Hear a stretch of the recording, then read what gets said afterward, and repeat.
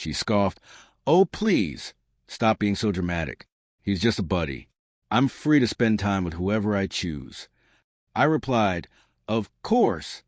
What she didn't see coming was that same buddy sitting on the witness stand the following week, reading the statement I'd written against her. I'm 34, male, working as a quality assurance inspector at a pharmaceutical distribution hub. Not glamorous, but it pays well, and my eye for details keeps me employed. Turns out that skill worked outside the lab, too. My girlfriend, Veronica, 31, worked as an inventory manager for a medical supplier. We'd been together 3 years, living in my townhouse for about 18 months.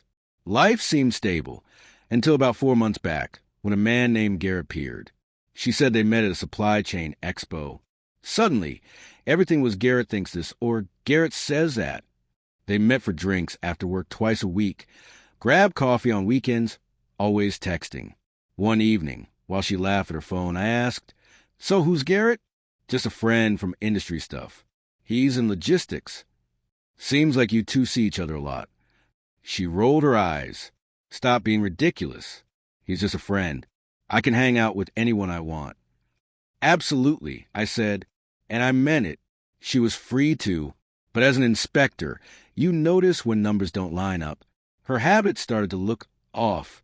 She came home reeking of cigarettes, but Garrett supposedly didn't smoke.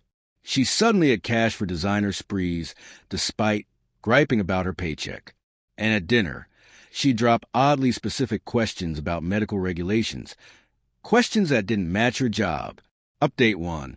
2 months ago, Veronica left her work laptop open while showering. Normally, I wouldn't pry, but a notification popped up. "Garrett, another 50 units ready for pickup. Same arrangement."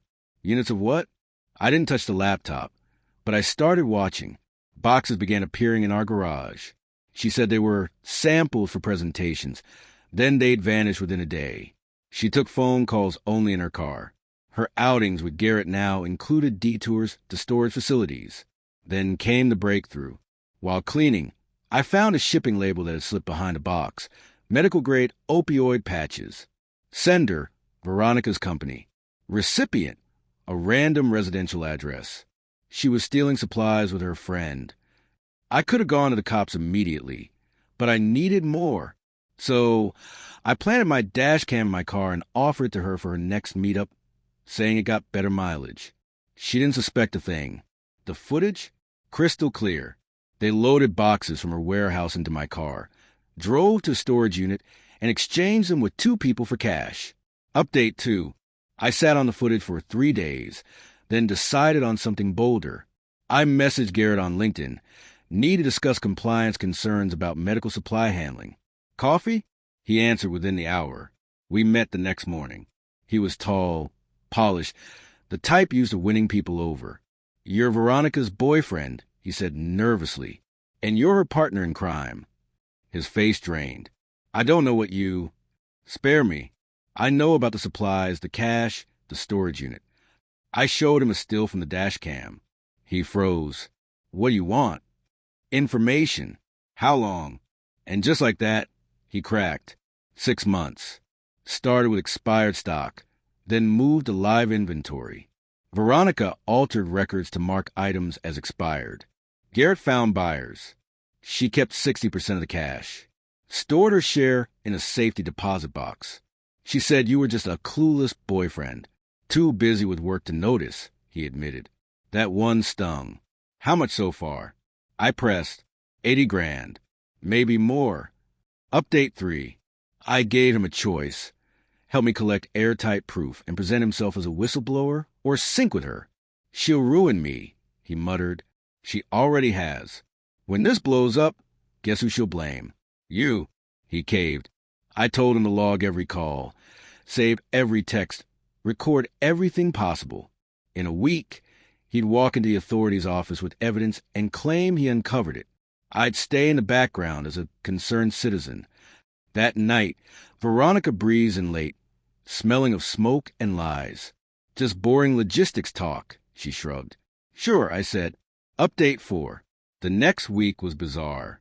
She planned vacations, hinted at upgrading houses. all while fencing stolen supplies. Meanwhile, Garrett, now terrified, was funneling me updates daily.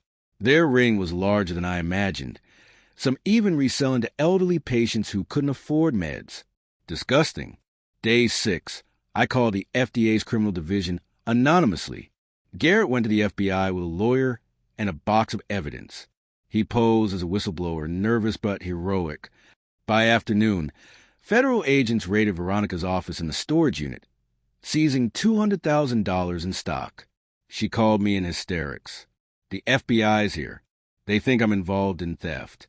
I don't understand. Do you need a lawyer? I asked calmly. She collapsed into bed that night, ranting that agents grilled her about Garrett. It's insane. He's my friend. Yeah, I said softly. Crazy. Next morning, her lawyer called. Garrett had flipped completely. Handed over receipts, call logs, recordings, even clips of Veronica mocking me as too dumb to notice. She broke down, insisting he'd framed her. Update 5. At the preliminary hearing, Veronica sat pale at the defense table. She glared as I walked past. Then Garrett entered. Her face shifted from shock to fury to resignation. He read his prepared statement. Mostly my words, polished to make him look like the reluctant accomplice manipulated by her. Veronica's attorney objected, but the evidence buried her. My turn came. Yes, we lived together 3 years. Yes, I noticed cash, secret calls, disappearing boxes. At first, I thought it was an affair. She said I was being dramatic and could hang with whoever she wanted. Only later did I realize it wasn't romance. It was organized theft. Her lawyer painted me as a jealous boyfriend. But my dash cam footage, photos, and notes spoke louder than words. Final update. Veronica took a plea. 4 years federal prison, 3 years probation, $150,000 restitution. She lost her savings, her car, her designer stash. Her parents mortgaged their house for her defense. Garrett, for his cooperation, got probation. He even sent me a thank you note from minimum security. The real blow? During forfeiture, everything she'd bought, bags, jewelry, electronics, was seized. Gone. Her sister later told me Veronica knew I'd orchestrated it all, that I'd turned Garrett against her. She's not wrong, I admitted, but she's not innocent either. People say I ruined her life out of jealousy. No, I just made sure her greed couldn't ruin anyone else's. She thought I was oblivious. She thought Garrett would shield her. She thought I'd never notice. She was wrong on all counts. Now, the townhouse is quiet. The dash cam still runs. You never know when evidence will come in handy.